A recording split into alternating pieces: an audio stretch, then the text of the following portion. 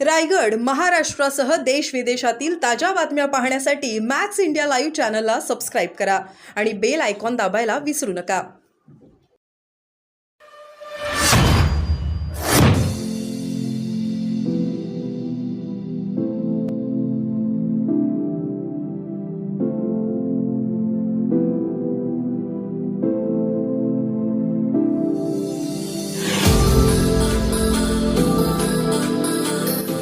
शिवशाहू फुले आंबेडकर यांच्या पुरोगामी महाराष्ट्रामध्ये महिलांनी राजकारणात आलं पाहिजे आणि सक्रियरित्या काम केलं पाहिजे असा मतप्रवाह असताना दुसरीकडेच मात्र छत्रपती शिवाजी महाराजांच्या आणि माँसाहेब जिजाऊंच्या विचाराने पावन असणाऱ्या अशा रायगडच्या भूमीमध्ये आदितीताईंना पालकमंत्री पदाची घोषणा झाल्यानंतर आंदोलन छेडलं गेलं. ही अत्यंत दुर्दैवी अशी घटना महाराष्ट्रासाठी म्हणावी लागेल. ज्या छत्रपतींनी नेहमीच महिलांचा सन्मान केला, त्यांच्याच रायगड जिल्ह्यामध्ये अशा पद्धतीची घटना घडणं हे खऱ्या अर्थाने दुर्दैव आहे.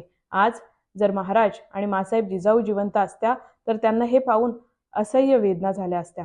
महायुती सरकारमध्ये मुख्यमंत्री एकनाथजी शिंदे साहेबांच्या नेतृत्वाखाली तत्कालीन उपमुख्यमंत्री देवेंद्रजी फडणवीस साहेबांच्या आणि अजितदादांच्या नेतृत्वाखाली लाडकी बहीणसारखी कल्याणकारी योजना कर्तृत्ववान पद्धतीने महाराष्ट्राच्या कानाकोपऱ्यामध्ये आदितीताईंनी त्या ठिकाणी पोचवली.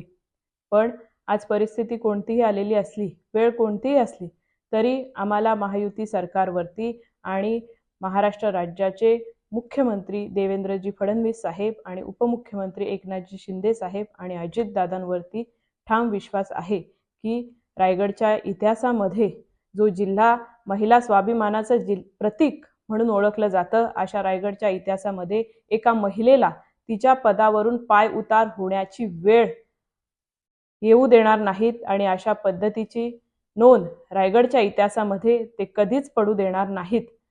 ज्या महिलेने आमच्या महाराष्ट्रातील तमाम माता भगिनींना लाभ आणि बळ दिलं, ज्या महायुती सरकारने महिलांचा सन्मान केला, ते महायुती सरकार आज आमच्या लाडक्या ह्या बहिणीचा आदितीताईचा देखील सन्मान त्या ठिकाणी करतील. आदितीताई, तुम्ही काळजी करू नका.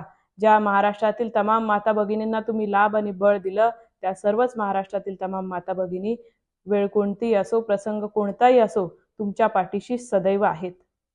धन्यवाद. जय हिंद, जय महाराष्ट्र.